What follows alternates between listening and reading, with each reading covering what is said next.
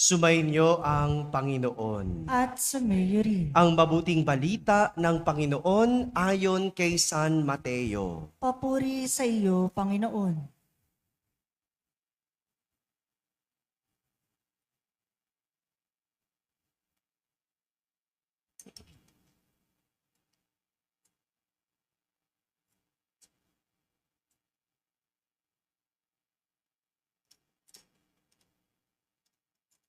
Noong panahong iyon, si Juan Bautista ay dumating sa ilang ng Judea at nagsimulang mangaral.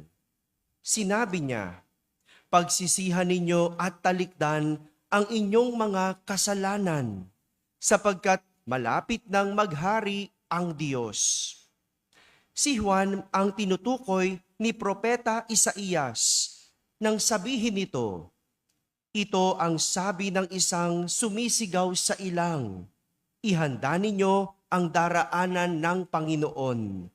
Tuwirin ninyo ang kanyang mga landas." Hinabing balahibo ng kamelyo ang damit ni Juan, at balat ang kanyang pamigkis. Ang kanya namang pagkai, balang at pulot-pukyutan. At pumunta sa kanya ang mga taga-Jerusalem, taga-Judea at mga naninirahan sa magkabilang panig ng Hordan. Ipinahayag nila ang kanilang mga kasalanan at sila'y bininyagan ni Juan sa ilog Hordan. Ngunit nang makita niyang marami sa mga Pariseyo at mga Saduseyo ang lumalapit upang pabinyag, sinabi niya sa kanila, "Kayo ang lahi ng mga ulupong. Sino ang nagbabala sa inyo upang tumakas sa parusang darating? Ipakilala ninyo sa pamamagitan ng inyong pamumuhay na kayo'y nagsisisi. At huwag ninyong ipangahas na kayo'y anak ni Abraham. Sinasabi ko sa inyo, ang Diyos ay makalilikha ng mga tunay na anak ni Abraham mula sa mga batong ito. Ngayon pa'y nakaamba na ang palakol sa ugat ng punong kahoy. Ang bawat punong kahoy na hindi mabuti ang bunga ay puputulin at iahagis sa apoy. Binibinyagan ko kayo sa tubig bilang tanda ng pagsisisi ninyo at pagtalikod sa inyong mga kasalanan. Ngunit ang dumarating na kasunod ko ang magbibinyag sa inyo sa Espiritu Santo at sa apoy. Siya'y makapangyarihan kaysa sa akin. Hindi ako karapat-dapat kahit tagadala ng kanyang panyapak. Hawak niya ang kanyang kalaykay upang alisin ang dayami. Titipunin niya sa kamalig ang trigo, ngunit ang ipa ay susunugin sa apoy na di mamamatay kailanman. Mga kapatid, ang mabuting balita ng Panginoon. Pinupuri ka namin, Panginoong Hesukristo. Magsiyo po ang lahat at makinig sa homilya. Isang magandang umaga po sa inyong lahat. Malamig po bang umaga? Malamig na ang umaga, no? Magandang umaga sa mga nasa barangay, sa mga nasa tahanan na nagsisimbabaya online at sa lahat ng nasa abroad.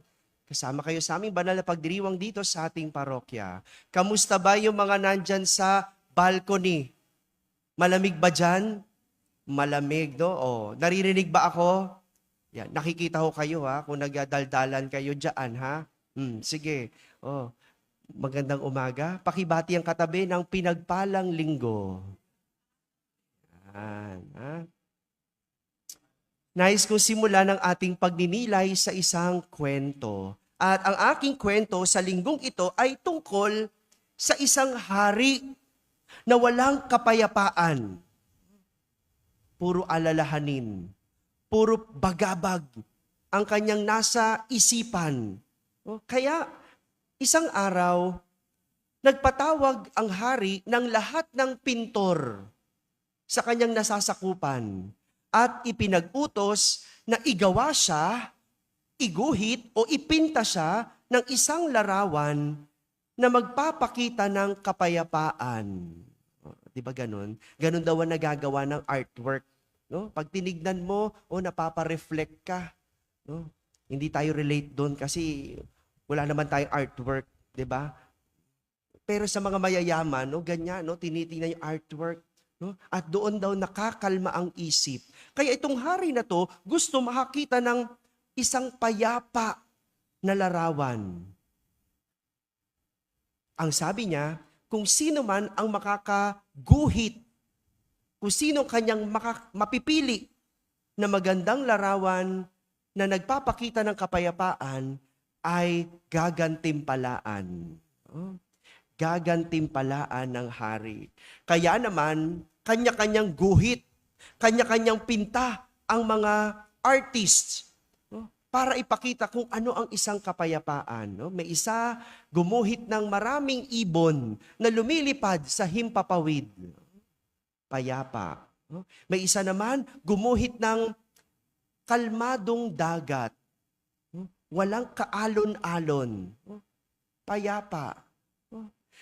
Ang isang naging paborito ng lahat ay yung isang interpretasyon ng isang nagpipinta. Sa kanyang larawan, ipinakita niya kung ano ang kapayapaan. Gusto ko imagine ninyo nga po sa inyong isip para makita natin, ma-picture out natin. Sa larawan, makikita ang isang kalmadong lawa. Nakakita na ba kayo ng lawa? Di ba? Kalmado, walang alon. At naging salamin ito ng isang bundok. Sa sobrang kalma ng lawa, nasasalamin doon ang bundok. Na-imagine nyo na? Sa bundok, merong niebe sa ibabaw nito. Na-imagine nyo na? At merong asul na ulap. Ang kalangitan ay asul na asul at may manipis na puting ulap na nakaguhit.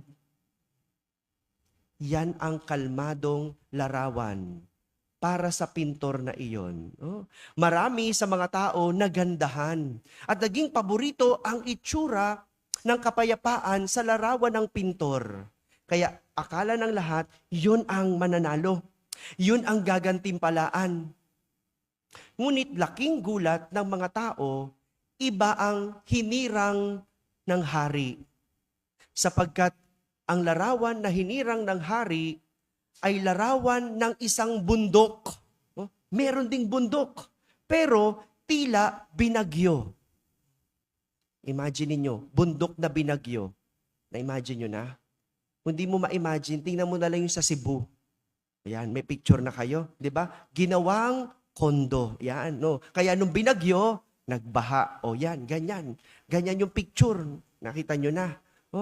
At imbis na asul ang langit, itim ang langit nitong larawan na ito. At merong kidlat na tila galit na galit ang langit. Pero kapag tinignan mo ng malapitan ang larawan, merong isang punong putol na tumba. At sa puno na iyon, merong isang pugad na merong ibon at inakay na tahimik na nakaupo. Yun ang kapayapaan para sa artist na iyon. At yun ang hinirang ng hari.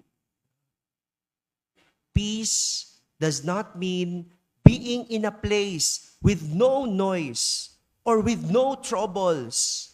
Peace means to be in the midst of all chaos. You can still be calm in your heart.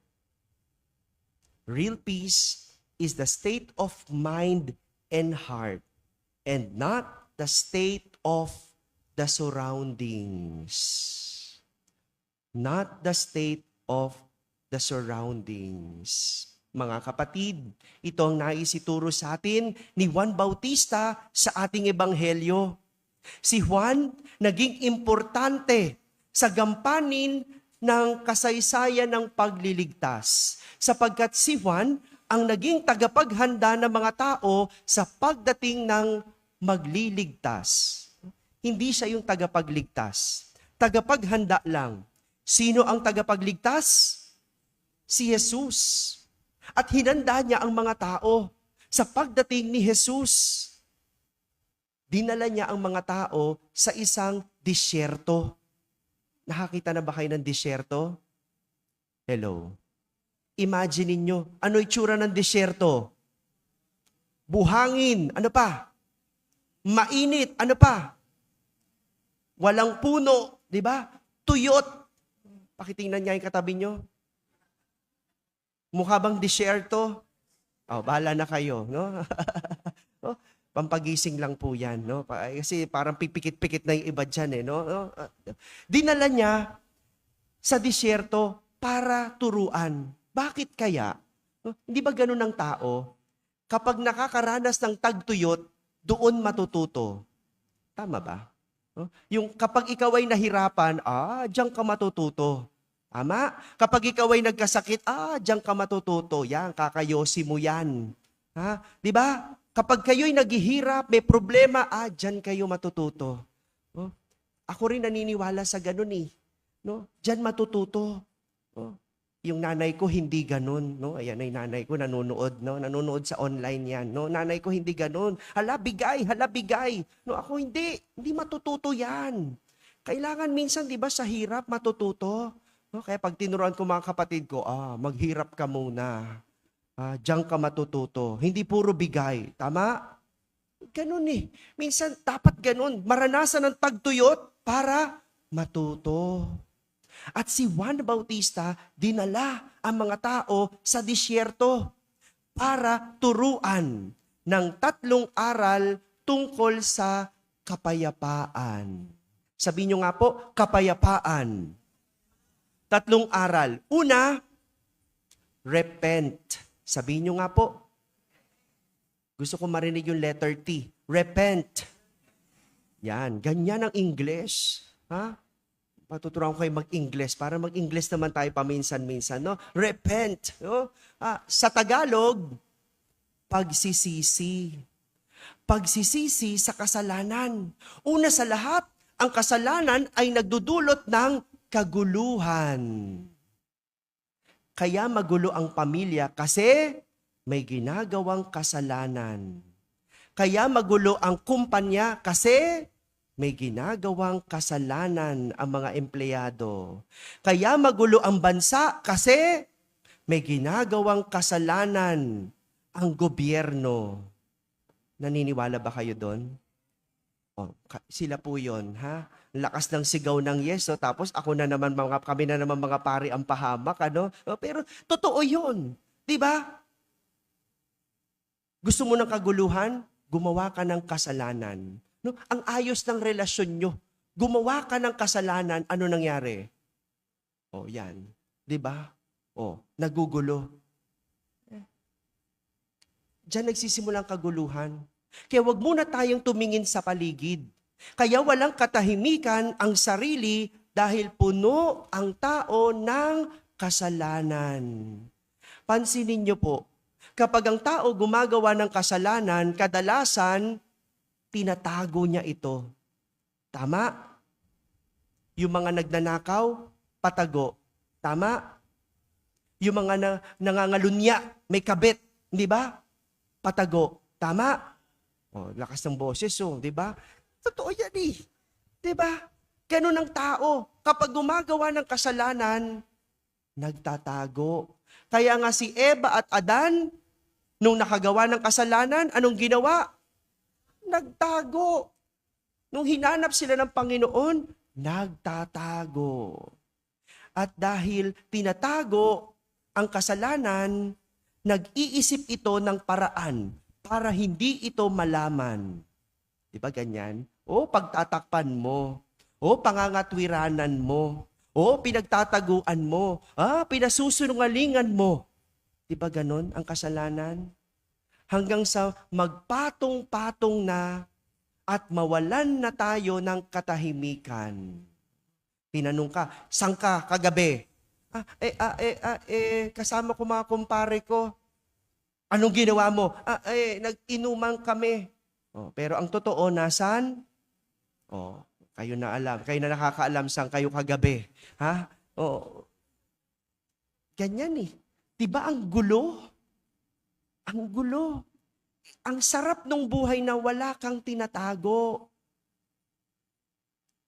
Wala kang dapat pagtakpan. Wala kang dapat pasinungalingan.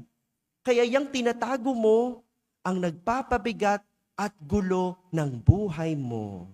Kaya nga, kung hindi totoo, huwag ka dapat nababagabag. Huwag ka dapat nagagalit, no? Kung chinichismis ka, no, sabi, kabit ka daw, no? Kung di naman totoo, dapat ba magalit ka? Hindi. Hindi totoo. Kung sinasabi siya, magnanakaw ka daw. Kung hindi totoo, huwag ka magalit. Pero iba naman yung kahit totoo, wala kang kagalit-galit. 'Di ba? Totoo namang nagnakaw, pero wala lang siya. No? Iba yun. No? Iba yun. May problema ang taong yun. No? May problema. Kasi nagkalyo. Nagkalyo ang konsensya. Ganyan ang mga tao. Diba? Kapag nakakagawa ng kasalanan, walang kapayapaan. Kaya nga ang sinasabi ni Juan, pagsisihan ang kasalanan at magkaroon ng katahimikan at kapayapaan ang iyong buhay. Unang aral para magkaroon ng kapayapaan, repent. Ulit. Yan, may T. Okay. Pangalawa, straight path. Sabihin nyo nga ulit. Gusto ko marinig yung TH. Yan, kahit ngongo ako, sipon ako no? Hindi marinig yung TH, no? Sa Tagalog, tuwid na landas. Straight path. Sinabi ni Juan sa mga tao, ihanda ninyo ang daraanan ng Panginoon. Tuwirin ninyo ang kanyang mga landas. Hindi sapat ang magsisi sa kasalanan. Dapat itinutuwid ang landas. Hindi sapat na malaman mo ang iyong pagkakamali. Dapat itinatama. Isang dahilan kung bakit walang kapayapaan ay dahil hindi natin tinutuwid ang pamumuhay. Hindi tahimik ang buhay kung sa kalokohan balik tayo ng balik.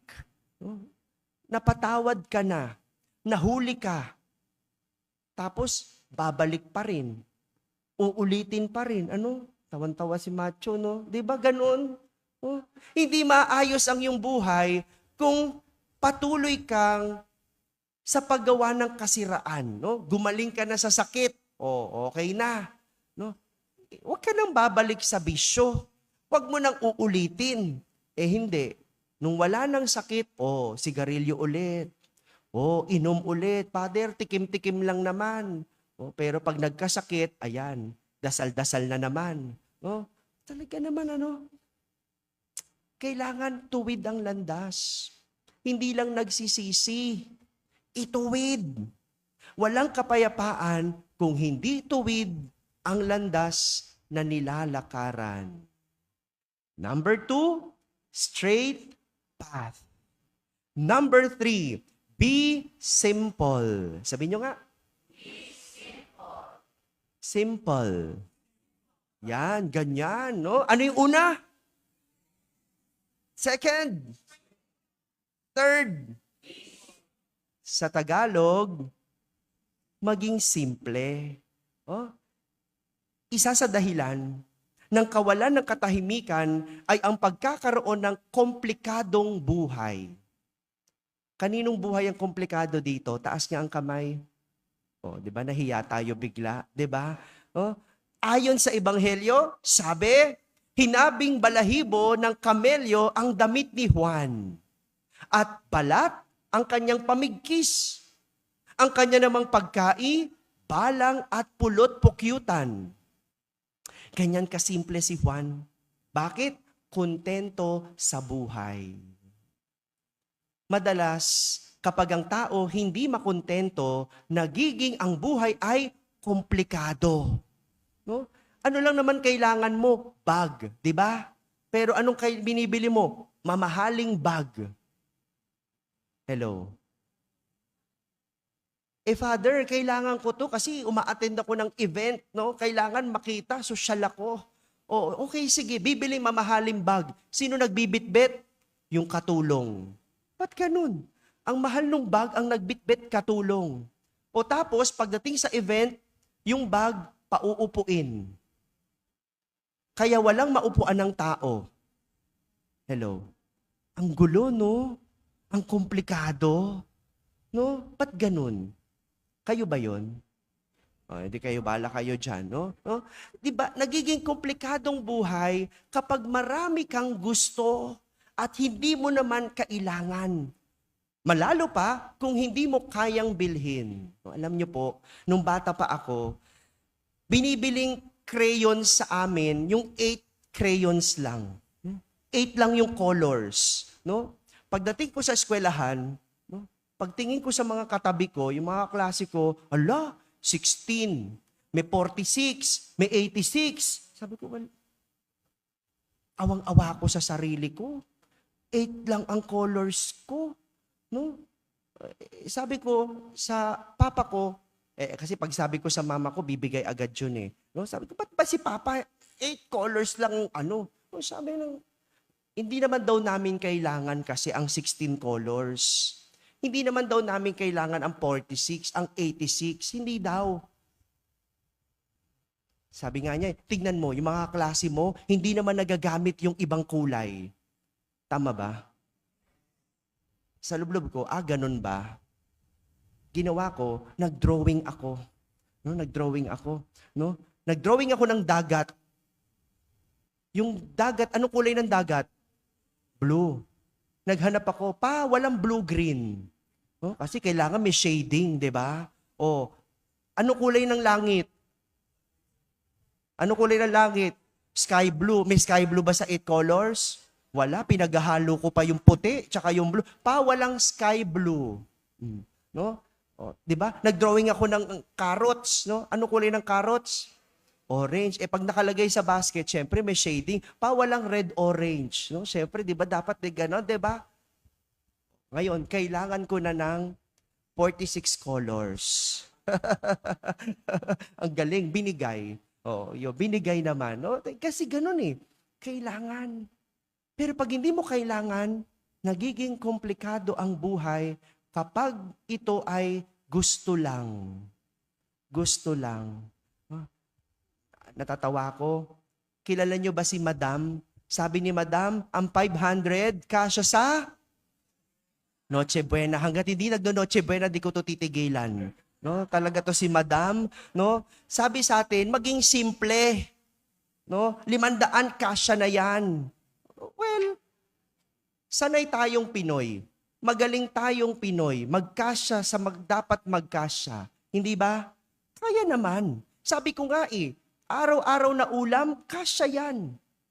Kasya yan. Sobra pa. Pag araw-araw, isang ulam lang isa lang hindi naman buong araw. No, Madam, wag ganon. Pero, ang problema, ginagawa tayong simple, sinasabihan tayong maging simple, pero sila marangya.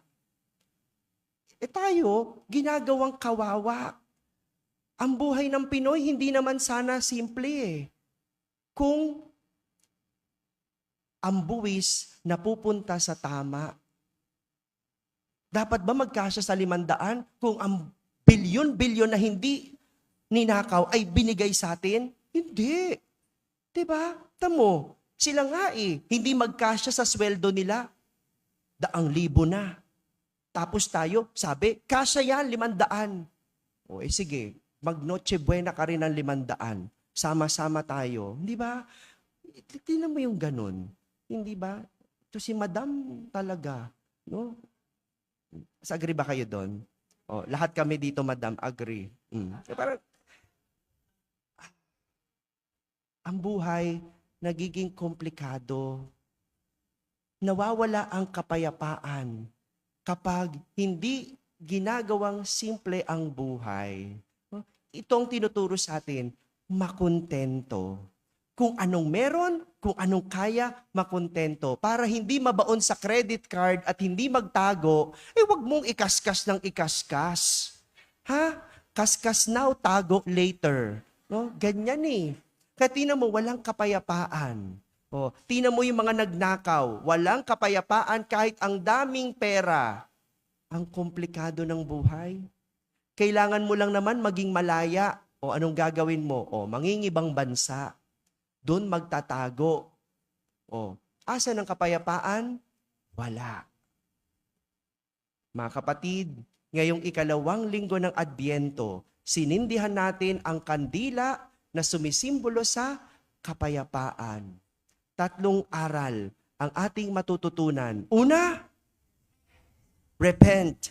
Pangalawa, pangatlo, at magiging payapa ang iyong buhay. Amen.